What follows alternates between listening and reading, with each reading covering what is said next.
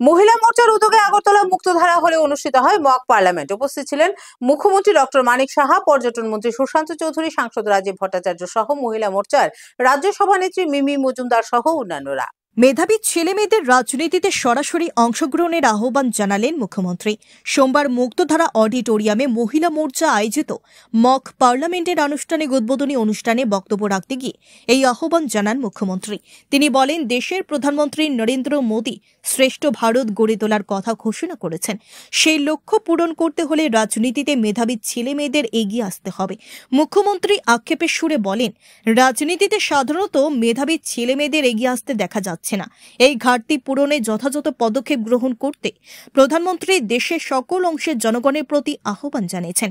সেই আহ্বানে সাড়া দিতে মুখ্যমন্ত্রী সকলের প্রতি অনুরোধ জানিয়েছেন। Bureau report, BTV Tripura news. কারণ রাজনীতি সম্পর্কে অনেকের একটু অন্যরকমের একটা ভাবনা চিন্তা থাকে, গার্জিয়ানরাও চায় না। কিন্তু মাননীয় প্রধানমন্ত্রীজি বলছেন, এমন সব ফ্যামিলিকে আপনারা আহ্বান করুন যাদের কোনো রকম তাদের ফ্যামিলির মধ্যে কেউ কোনোদিন রাজনীতিতে আসেনি। তাহলে এদের মধ্যে যে ট্যালেন্ট আছে, ট্যালেন্ট ব্যক্তিরা কিন্তু রাজনীতিতে আসে না।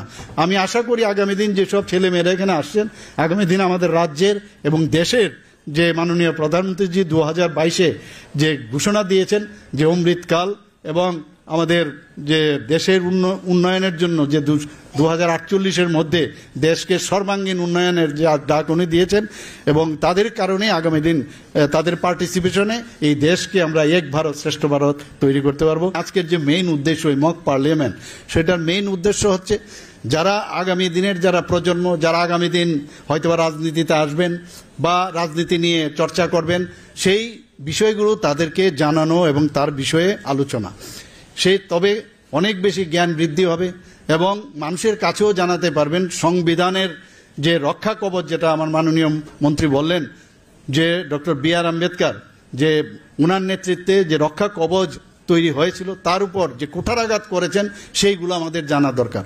যে ভারতবর্ষে 75 বছর স্বাধীন হয়েছে, আজ পর্যন্ত মহিলাদের নিয়ে, মহিলাদের আইন, মহিলাদের সুরক্ষা, মহিলাদের যে আত্মনির্ভর করা, সেটা ভারতবর্ষের বুকে হয়নি।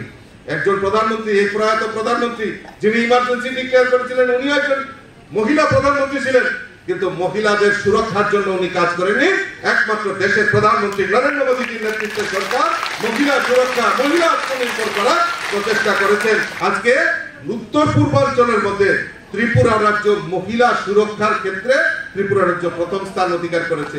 আর আমাদের সরকারের মাননীয় মুখ্যমন্ত্রীর যে সংকল্প, সেই সংকল্প হচ্ছে ল এন্ড অর্ডার, আইন শৃঙ্খলা, মানুষের সুরক্ষা, মানুষের নিরাপত্তা।